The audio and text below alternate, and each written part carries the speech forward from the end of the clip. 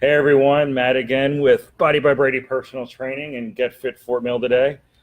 We have a new Meet the Expert going on today. We have Dr. Tom Kowalski from Core Physical Therapy.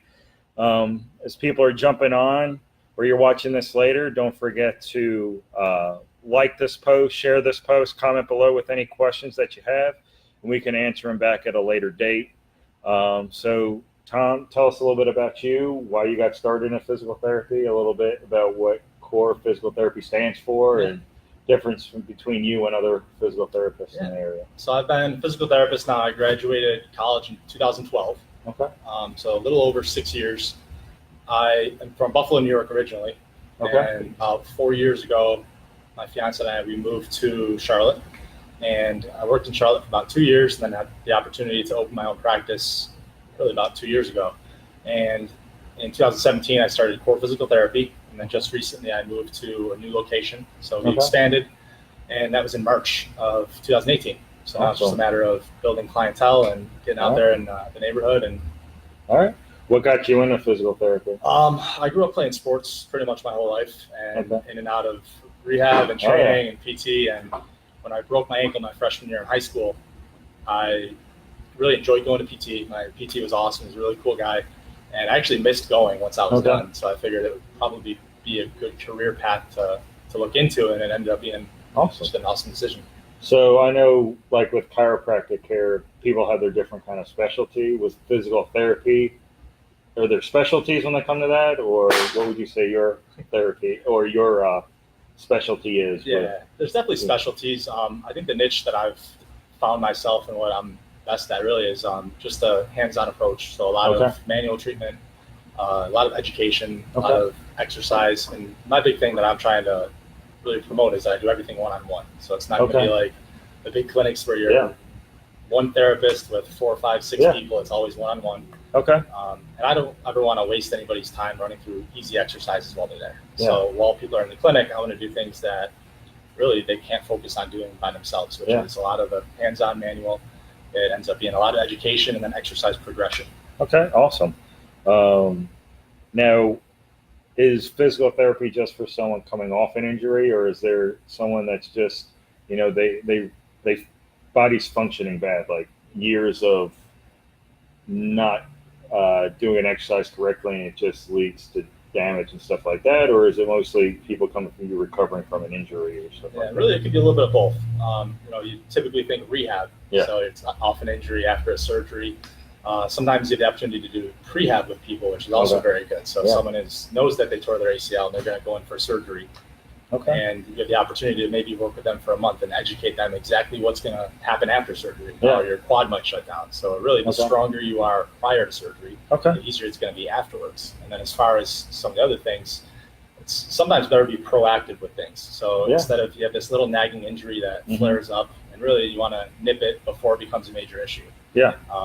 Oftentimes for various reasons, people might have these muscle imbalances that might start off pretty minor. And then the longer they keep training or keep working through an injury, especially with an athlete's mentality of, are you injured or are you hurt? Because if you're hurt, you can keep on going. If you're injured, maybe you have to take a step back. And they don't realize it could be, just because your knee hurts, it could be referring pain from somewhere else, or your shoulder pain being referred from somewhere else. And I'm pretty lucky, because I think I did that textbook of training through injuries, and then now later in life I'm paying for it a little bit and trying to go backwards and correct some of the things that I neglected for years. Like my core. So core is in your business name, and it's one of the things we do a major focus on at Body by Brady. We make sure to include that in every session. We make sure to do a lot of stuff on stability balls, BOSU balls, single arm, single leg stuff, so you do build that core while you're working out. Let's just go over, for people that might not know what the core is. A lot of people, when you say core, they just think six-pack, and there's a lot more that goes into that. So what is the core? The core, it's basically, it provides stability for your lumbar spine. The way your body works, it's alternating segments of stability and mobility. And if there's any type of dysfunction in that chain, as you move throughout your body, there's going to be issues usually above and below that area. With core strength, you want to obviously stabilize the spine, and a lot of times when people lack that stability there, you see now down the road, eventually you see fusions, you see back injuries, surgeries, and basically want to prevent that from happening before it's ever an issue. Okay. So why is core strength so important? Several things. So core strength is going to, one, help really just promote a healthy body. Yeah. By activating your core, you're able to allow all the other muscles to function properly.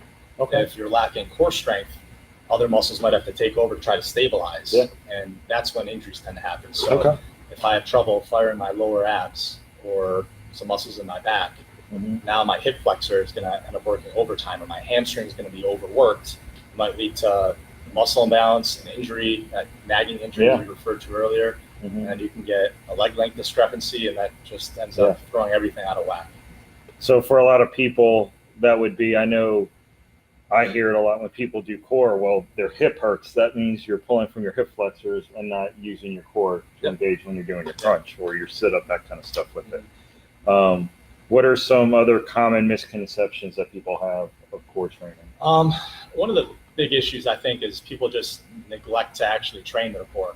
And that's something I've been guilty of for a while, because everybody's so busy that you maybe have an hour and a half to devote to the gym. And while you're at the gym, you don't want to spend time doing core work. You want to work on some of the big lifts or some of the other things that you can't do at home. And you say, oh, I'll just do all the core stuff at home.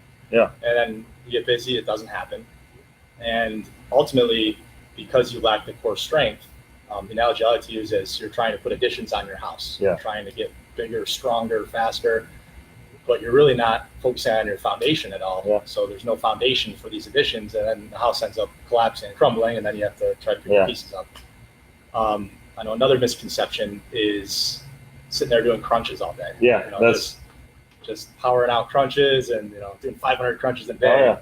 And ultimately, it's good. It's better than doing nothing, but you're neglecting the important part of your core. For your core, it sits between your diaphragm and really your pelvis. So you have in the front some of the muscles on the side, and muscles in the back. And really between that, you want to vacuum.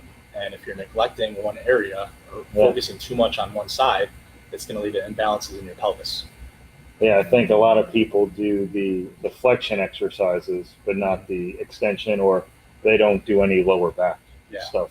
So everyone focuses on the front side, but they forget about the back side of your core. And even on the front side, they neglect the important part of the front side, which is the lower abs. Everybody always tries to focus on the six-pack, which it looks great. But ultimately, it's not as functional as some of to muscles. And a lot of that comes through nutrition. So for those abs to pop in. As many crunches as you want, but you're not eating right. You're not getting that six-pack at all. So, I think one thing that people don't realize is how important the core is to almost every exercise that you do. Especially like you talked about the major lifts, your squat, your deadlift, you need to have a strong core for that. What are some categories of core training specifics people need to, kind of how we focus, where people usually focus on one and not the other? What are like the big areas that people need to make sure they do?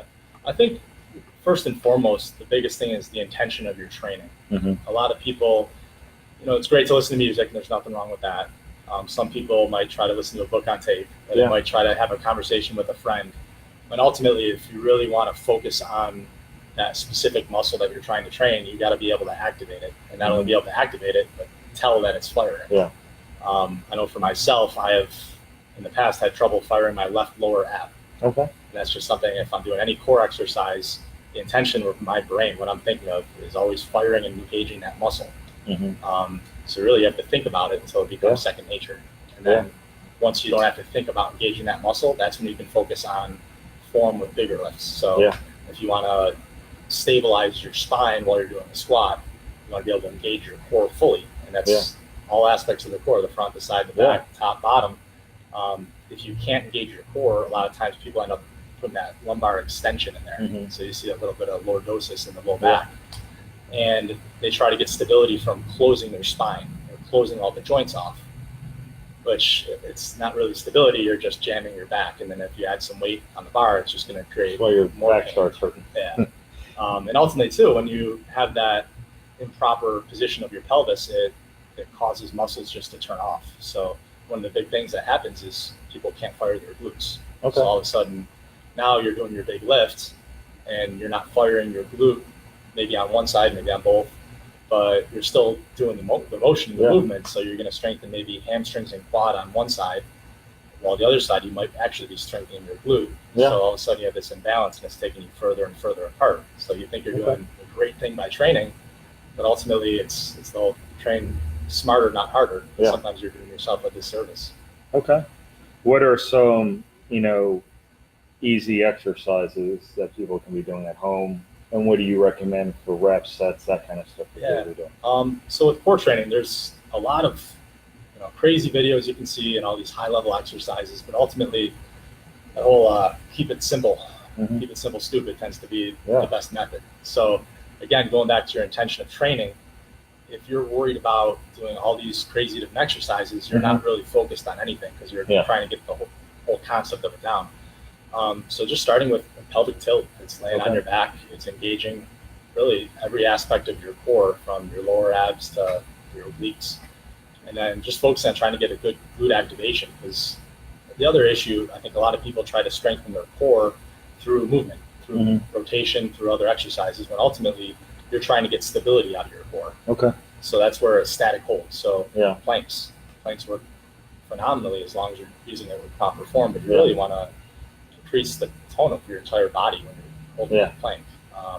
Other things, bird dogs. I really like bird dogs, but again, they have to be done perfectly. You want to demonstrate a bird dog? Sure, we can.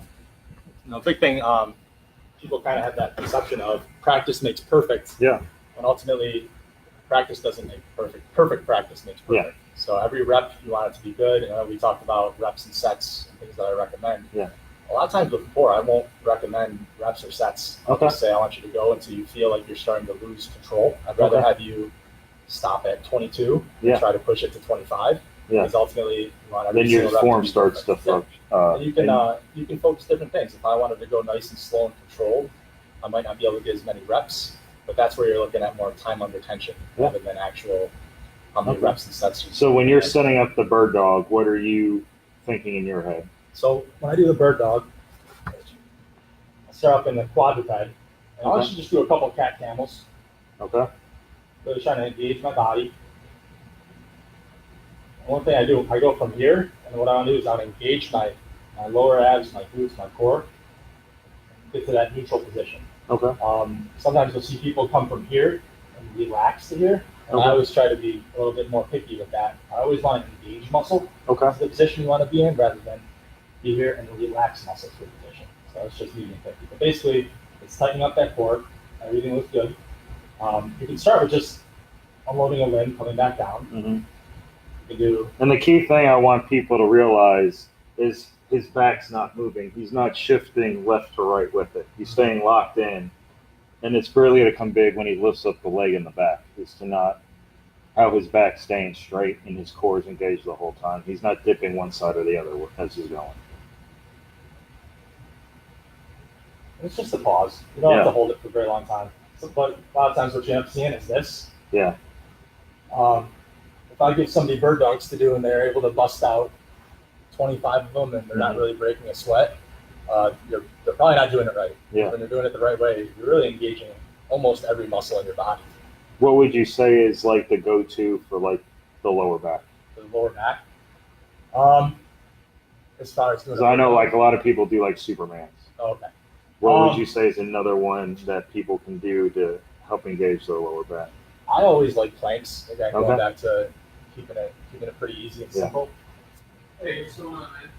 Hello, everybody.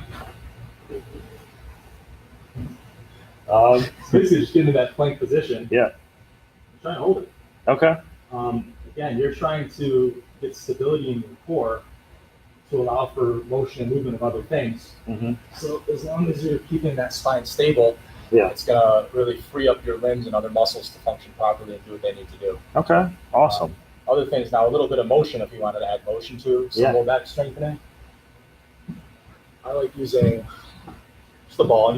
You can wedge your feet up against the wall if you want to. I'm coming from here. So back extension. With this, it's always just Now, is it Maintain good important? control. Do they need to do any kind of pausing at the top or the bottom, or is it? As long as it's slow and controlled, it doesn't Okay. have to necessarily be a pause Okay. or even a hold. It's just a matter of really what you're trying to focus on. If you're trying to increase your time under tension, it's just going to be that constant motion. If you want to pause at the top, pause at the bottom, you're going to maybe be able to do a few more, but you lose that tension and control in your body. And then with your like side bends or stuff like that, are you fans of that kind of core work? Yeah, I am. I think one of the best ways to train core is through anti-rotation, because really that's what you're trying to limit. You might see people grab a rope and twist and rotate and do all these things, but ultimately you want your core to be stable. So if you can, I like the payoff press. Exactly. Is what I like. That's one of my go-to ones. It's one of my favorite exercises. And it's funny, every time you give it to somebody, they might get their first rep in or first set, and they're like, I don't really feel it. It's too easy. So I will wait till you get to the second or third. Yeah. And when you're doing it right, you're really going to feel it, because as you go further out, the band or the cable, whatever you're using, wants to pull you in. Yeah. But you're staying right in that same motion. It's a great one. Another one, half kneeling chops. So whether you're using a band or a cable, basically you're just keeping that core stable while you're having other movement. Okay.